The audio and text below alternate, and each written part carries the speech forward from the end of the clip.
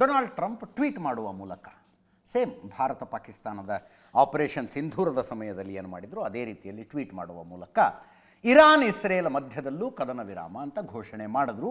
6 ಗಂಟೆಗಳ ನಂತರ ಕದನ ವಿರಾಮ ಜಾರಿಗೆ ಬರುತ್ತೆ ಅಂತ. 6 ತಾಸು ಇರಾನು ಇಸ್ರೇಲ್ ಎರಡೂ ದೇಶಗಳು ಕೂಡ ರೆಡಿ ಮಾಡಿಟ್ಕೊಂಡಿದ್ದೀವಿ, ಈ ಮಿಸೈಲ್ಗಳನ್ನು ಏನು ಮಾಡೋದು, ಮತ್ತ್ಯಾಕೆ ವಾಪಸ್ ತಗೊಂಡು ಹೋಗೋದು ಅಂತ ಹಾರಿಸಿದ್ರು. ವಿಮಾನಗಳವ್ರದ್ದು ಇಸ್ರೇಲಿನ ಕಡೆ ರೆಡಿಯಾಗಿ ನಿಂತ್ಕೊಂಡಿದ್ವು ಅನಿಸುತ್ತೆ.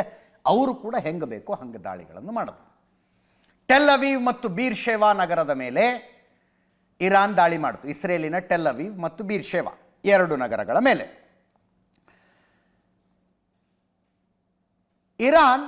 ಇರಾನಿನ ಮತ್ತೊಬ್ಬ ಅಣು ವಿಜ್ಞಾನಿಯನ್ನು ಟಾರ್ಗೆಟ್ ಮಾಡಿ, ಇದು ಘೋಷಣೆಯಾದ ನಂತರ, ಕದನ ವಿರಾಮ ಘೋಷಣೆಯಾದ ನಂತರ ಇನ್ನೊಬ್ಬ ನ್ಯೂಕ್ಲಿಯರ್ ವಿಜ್ಞಾನಿ, ಅಣು ವಿಜ್ಞಾನಿ ಮೊಹಮ್ಮದ್ ರೇಜಾ ಸೇಬರ್ರನ್ನು ಇಸ್ರೇಲ್ ಹೊಡೆದಾಕ್ತು. ಅಣು ವಿಜ್ಞಾನಿ IRGCಯ ಹಿರಿಯ ಅಧಿಕಾರಿ ಕೂಡ ಹೌದು. ಇಸ್ಲಾಮಿಕ್ ರೆವಲ್ಯೂಷನರಿ ಗಾರ್ಡ್ಸ್ ಕಾರ್ಪ್ಸ್ನ ಹಿರಿಯ ಅಧಿಕಾರಿ ಕೂಡ ಹೌದು. ಇರಾನಿನ ಉತ್ತರ ಭಾಗದ ಮೇಲೆ ನಡೆದಂಥ ದಾಳಿಯಲ್ಲಿ ಈ ಅಧಿಕಾರಿಯನ್ನು ಇಸ್ರೇಲ್ ಟಾರ್ಗೆಟ್ ಕಿಲ್ಲಿಂಗ್ ಮಾಡ್ತು. ಇಸ್ರೇಲಿನ ಹಿಟ್ ಲಿಸ್ಟ್ನಲ್ಲಿ ಈ ವ್ಯಕ್ತಿ ಮೊದಲಿನಿಂದಾನೂ ಇದ್ದರು. ಒಂದು ಸಲ ದಾಳಿ ಮಾಡಿದಾಗ ಮನೆಯ ಮೇಲೆ ಕರೆಕ್ಟಾಗಿ ದಾಳಿ ಮಾಡ್ತಾರೆ, ಇಂಟೆಲಿಜೆನ್ಸ್ ಫೇಲ್ಯೂರ್ ಆಗುತ್ತೆ ಇಸ್ರೇಲದ್ದು. ಮನೆಯಲ್ಲಿ ಮೊಹಮ್ಮದ್ ರೇಜಾ ಇರಬಹುದು ಅಂದ್ಕೊಂಡು ದಾಳಿ ಮಾಡಿದಾಗ ಆತ ಮನೆಯಲ್ಲಿ ಇರಲಿಲ್ಲ. ನನ್ನನ್ನು ಕೊಲ್ಲಬಹುದು ಇಸ್ರೇಲ್ ಅಂತ ಇರಾನಿನ ಉತ್ತರ ಭಾಗದಲ್ಲಿ ಅಪ್ಪ ಅಮ್ಮ ಇರ್ತಿದ್ರಂತೆ. ತಂದೆ ತಾಯಿ ಮನೆಗೆ ಹೋಗ್ಬಿಟ್ಟಿದ್ರು. ಟೆಹರಾನ್ನಲ್ಲಿರುವ ಮನೆಯನ್ನು ಬಿಟ್ಟು ತಂದೆ ತಾಯಿ ಮನೆಗೆ ಹೋಗ್ಬಿಟ್ಟಿದ್ರು. ಟೆಹರಾನಿನ ಅಪಾರ್ಟ್ಮೆಂಟ್ನಲ್ಲೇ ಇರಬಹುದು ಅಂದ್ಕೊಂಡು ಇಸ್ರೇಲ್ ಹೊಡಿತು. ಆವತ್ತು ಇರಲಿಲ್ಲ. ಮೊಹಮ್ಮದ್ ರೇಜಾ ಸೇಬರ್ನ 17 ವರ್ಷದ ಮಗ ಸತ್ತುಬಿಟ್ಟ. ಅದರಲ್ಲಿ ಮಗ ಸತ್ತ ದುಃಖ, ನಾನು ತಪ್ಪಿಸಿಕೊಂಡೆ ಅನ್ನುವ ಸಮಾಧಾನ ಇತ್ತೋ ಏನೋ ಗೊತ್ತಿಲ್ಲ. ಆ ಸಮಾಧಾನದಲ್ಲಿ ಹೈಡಿಂಗ್ನಲ್ಲಿದ್ದಂಥ ಮೊಹಮ್ಮದ್ ರೇಜಾ ಸೇಬರ್ ಇಸ್ರೇಲ್ ಮತ್ತು ಹುಡುಕ್ತು ಎಲ್ಲಿ ಹೋದಾಯಿತಾ ಅಂತ. ಈತನನ್ನು ಪತ್ತೆ ಹಚ್ಚಿದ್ರು, ತಂದೆ ತಾಯಿ ಮನೆಯಲ್ಲಿದ್ದಾರೆ ಅಂತ. ಕದನ ವಿರಾಮ ಘೋಷಣೆ ಆದರೆ ಏನಂತೆ, ಇನ್ನು 6 ತಾಸು ಟೈಮ್ ಇದೆಯಲ್ಲ ಅಂತ ಹೊಡೆದಾಕಿದ್ರು. ಮೊಹಮ್ಮದ್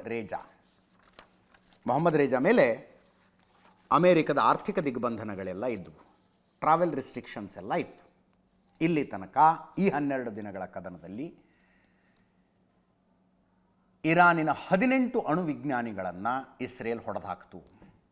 ಇರಾನಿಗೆ ಅಣುಬಾಂಬ್ ತಯಾರಿಸೋದಕ್ಕೆ ಸಹಾಯ ಮಾಡ್ತಾ ಇದ್ದಂಥ 18 ವಿಜ್ಞಾನಿಗಳನ್ನು ಹೊಡೆದಾಕಿದೆ. ಈ 18 ಜನರನ್ನು ಸೇರಿಸಿದರೆ ಇಲ್ಲಿ ತನಕ ಇರಾನ್ನಲ್ಲಿ 606 ಜನರ ಬಲಿಯಾಗಿದೆ. ಇರಾನಿನ ಆರೋಗ್ಯ ಇಲಾಖೆ ಅಧಿಕೃತವಾಗಿ ಕೊಟ್ಟಿರುವ ಹೇಳಿಕೆ ಇದು.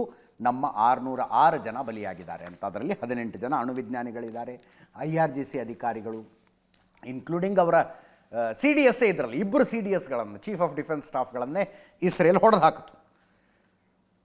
ಮೊಹಮ್ಮದ್ ಬಘೇರಿ 606 ಸಾವು, 5332 ಜನರಿಗೆ ಗಾಯ ಅಂತ ಇರಾನಿನ ಆರೋಗ್ಯ ಇಲಾಖೆ ಅಧಿಕೃತ ಹೇಳಿಕೆ ಇದು. ಕದನ ವಿರಾಮ ಘೋಷಣೆಯಾದ ನಂತರ ಇರಾನ್ ನಡೆಸಿದ ದಾಳಿಯಲ್ಲಿ ಇಸ್ರೇಲ್ನ 7 ಜನ ಮೃತಪಟ್ಟಿದ್ದಾರೆ. ನಾನು ಹೇಳಿದ ಮೇಲೂ ನೀವು ಯುದ್ಧ ಮುಂದುವರಿಸಿದ್ರಿ ಅಂತ ಡೊನಾಲ್ಡ್ ಟ್ರಂಪ್ ಬೇಜಾರು ಮಾಡ್ಕೊಂಡು ಇನ್ನೊಂದು ಟ್ವೀಟ್ ಮಾಡಿದ್ರು.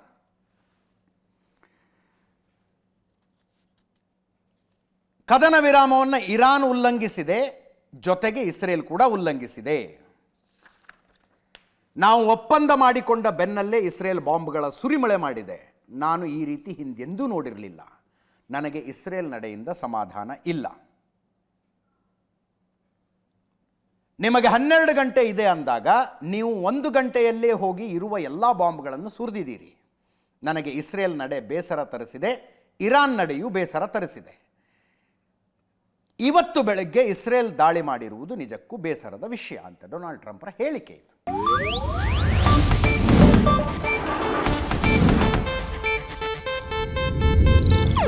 ಇದು ಏಷ್ಯಾನೆಟ್ ನ್ಯೂಸ್ ನೆಟ್ವರ್ಕ್ ಪ್ರಸ್ತುತಿ.